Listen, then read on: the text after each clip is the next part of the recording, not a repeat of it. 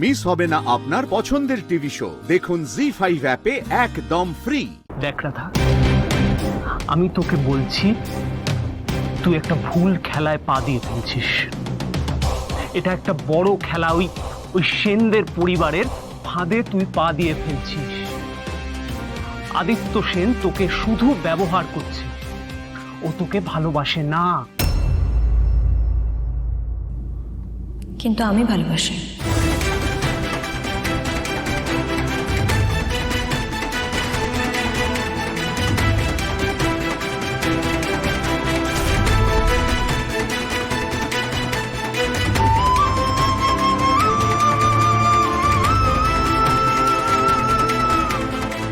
আমি হিরুবাবুকে খুব ভালোবাসি।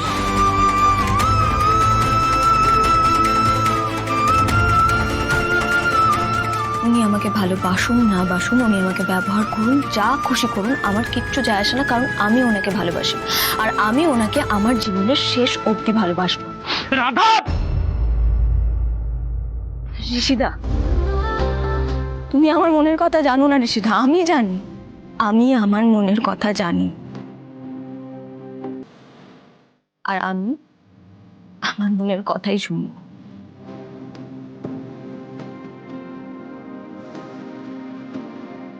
ওই ঘাটখুঁটে মানুষটা যখন আমার সামনে এসে দাঁড়ায়, আমার সাথে যখন কথা বলে, আমাকে বকে, আমার যত্ন নেয়, তুমি জানো আমার মনের ভেতরটা কি হয়? তুমি জানো না, আমি জানি। আমি জানি সেটা খুব ভালো করে। আর আমি যদি খুব ভুল না হই, তাহলে আমি এটাও জানি যে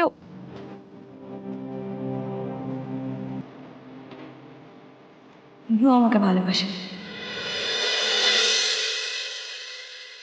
হ্যাঁ, হয়তো সিনেমার হিরোদের মতো এসে ওই ভালোবাসার কথা বলতে পারবেন না, যত চেষ্টার পরও ওনার মুখ থেকে কোনো কথা ফুটবে না, কিন্তু আমি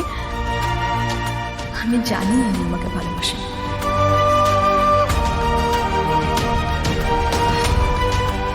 তোর জানাটা যদি ভুল হয়, আর আমি যেটা বলছি সেটা ঠিক, হোক না ঠিক, আমার কিচ্ছু যায় আসে না তো।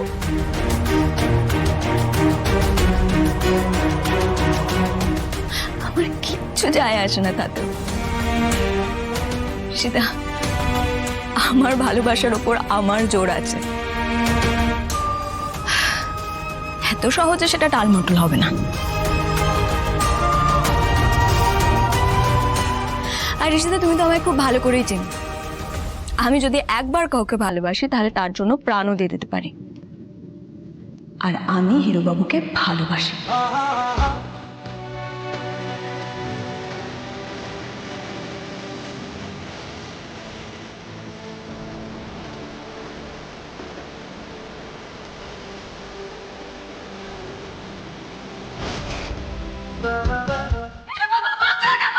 আমি কি করে পারবো? তুমি তুমি আগুন থেকে সরে এসো না।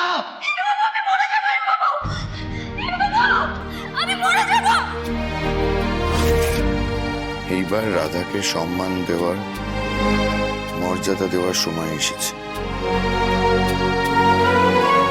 রাধাকে আমার স্ত্রীর স্বীকৃতি দিতেই হবে।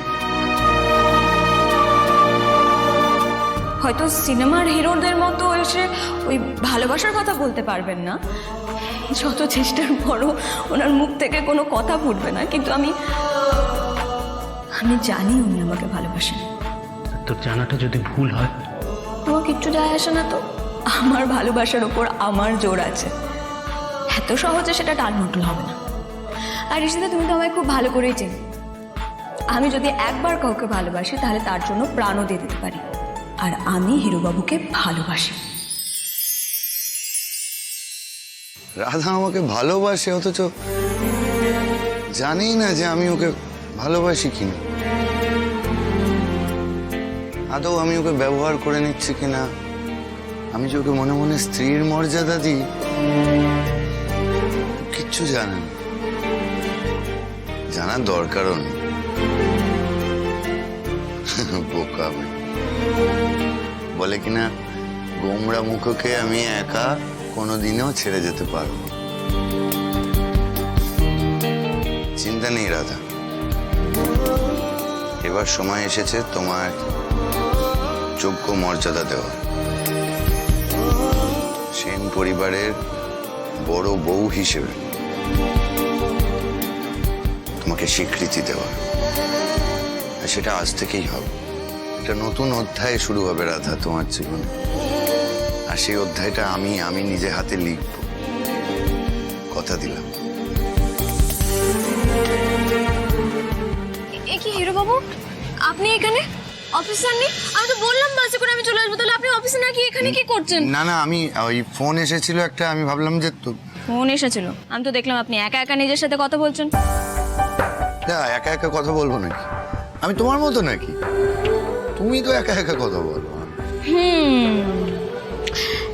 একা একা কারা কথা বলে জানেন তো? হ্যাঁ জানি তো, তোমার মতো বোকারা। কি কি বললেন আপনি? Sorry sorry. কি বুঝলে? কি বলছেন উনি?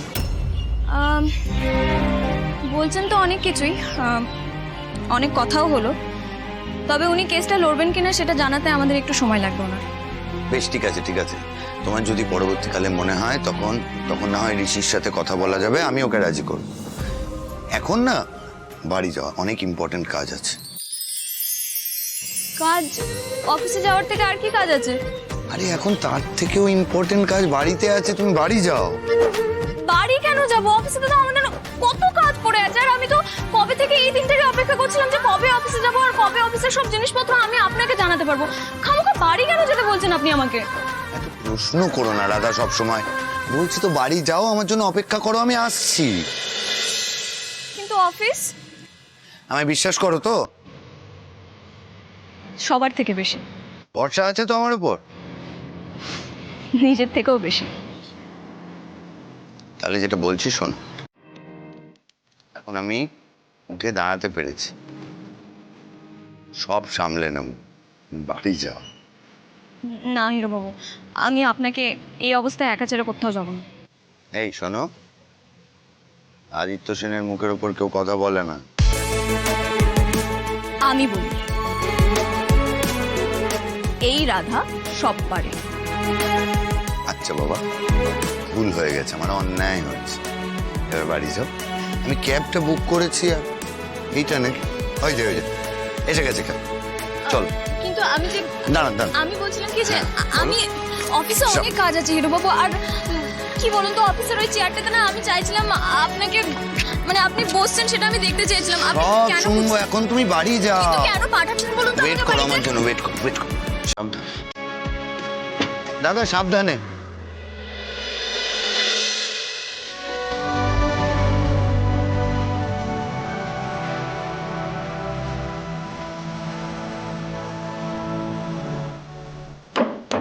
তাহলে আজকে অনেকদিন পর গাড়ি চালাও।